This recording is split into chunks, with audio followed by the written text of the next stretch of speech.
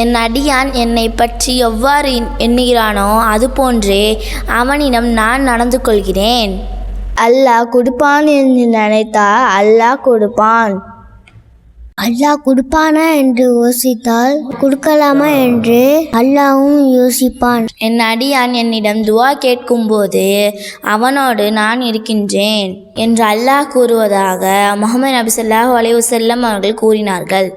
ஆதாரம் புகாரி. அல்லாஹு அல்லாஹ் அல்லாஹு அல்லாஹ் அல்லாஹு அல்லாஹ். Give thanks to Allah for the moon and the stars, praising all the full what is and what was. Take hold of your iman, don't give in to shaitan. Oh you who believe, please give thanks to Allah. Give thanks to Allah.